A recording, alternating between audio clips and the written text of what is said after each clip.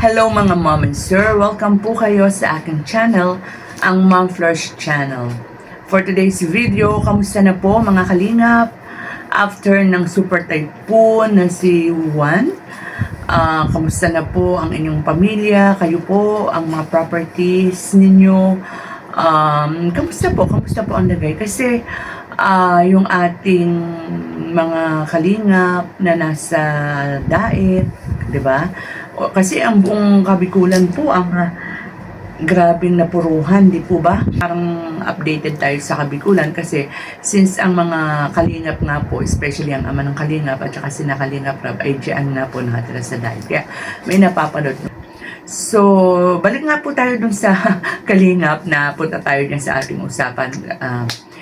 Actually, ang topic po natin ngayon ay tungkol dun sa panibagong channel na ginawa ni Kalingap Rab, yung personal channel niya, ang Rab Matubang Vlogs. Kung saan, sabi niya, ang tututukan niya dyan ay ang kanyang pamilya.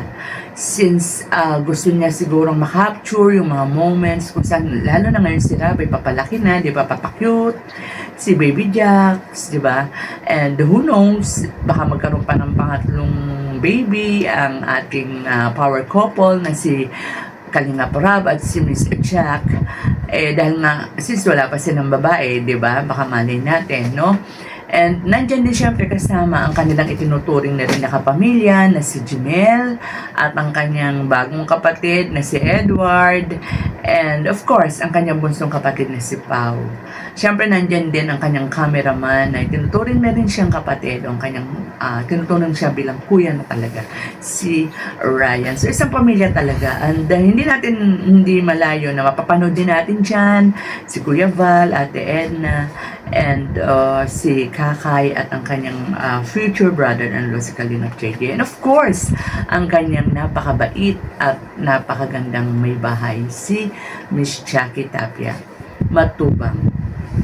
So ano bang meron sa pag-vlog ko na ito sa bagong channel ni Kalingap Rab? Syempre unang-una nakakatuwa kasi syempre tama naman na inihiwalay niya yung family doon sa pag-charity.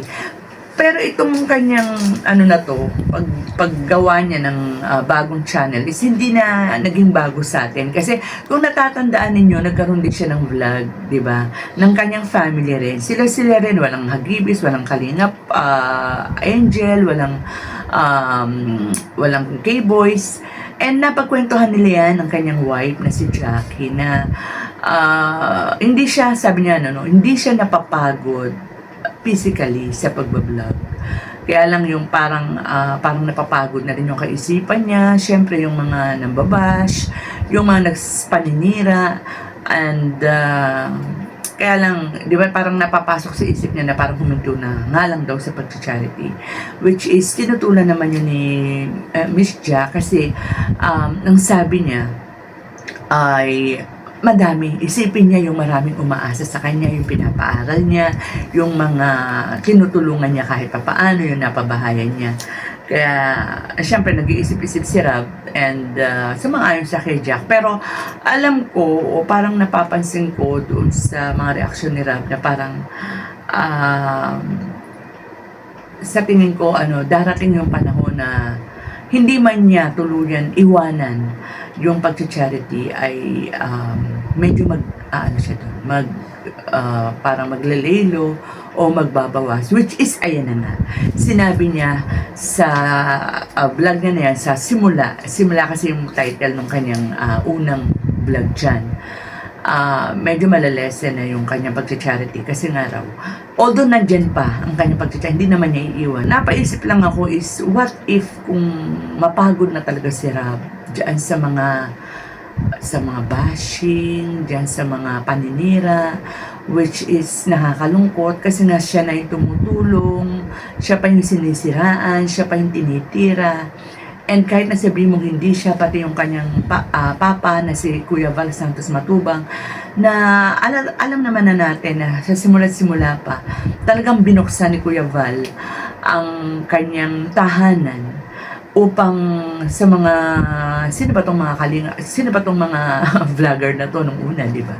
Hindi naman yan makikilala kung hindi kay Kuya Val. Si Kuya Val ang pinagsunan ng lahat. Siyempre, kahit na hindi siya yung tinitira noong paman, kahit na si Kuya Val, nasasaktan niya si Ram. Bali, dalawa na nga ngayon, dalawa yung punyal na tumatarak sa puso niya. Yung kanyang papa na si Kuya Val at saka yung siya mismo personally, di ba? Do alam naman natin na hindi naman perpekto ang mag-amang ito. May mga ano rin yan, may mga pagkakamali. Pero para sa akin, sapat na ba yun para gawin, kumbaga sa pagkain inuulam nyo araw-araw sa channel nyo para para papagsakin, para siraan. Sana naman wag, kasi karamihan, hindi man lahat, pero karamihan sa mga tumitira o humahatak kay Kuya Val, kay Kalinga Prab pababa, ay minsan din nakinabang kina Kuya Val. Actually, hindi minsan, kahit ngayon, nakikinabang pa rin kayo sa Kalingap. Dahil puro Kalingap kayo, anti-Kalingap kayo, basta Kalingap ang topic nyo, may views at may views, di ba? So, sana wag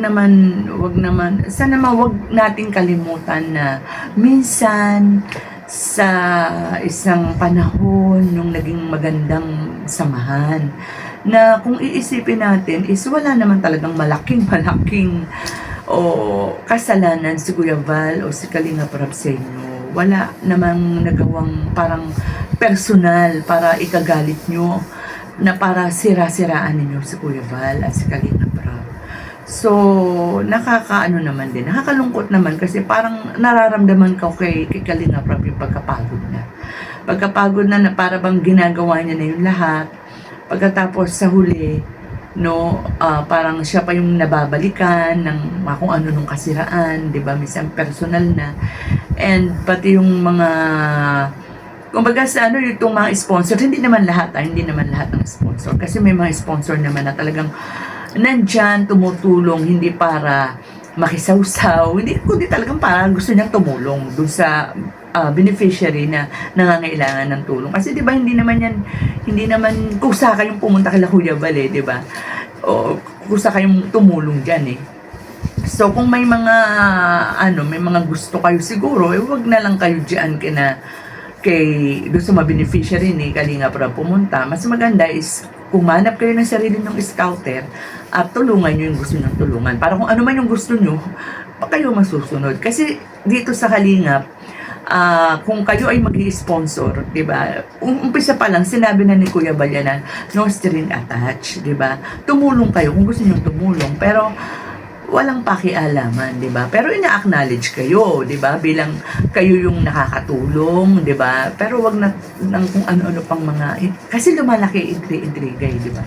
Tapos yung mga iba pa, ang nakakalungkot, ang gusto yata masolo pa nila yung beneficiary na pinaghirapan ni Kalinga Prab at saka ni Kuya Val. Ang gusto pa yata wag nang pakinggan si Kuya Val at sila na lang ang pakinggan kasi sila na yung nagpapaaral, sila na yung tumutulong.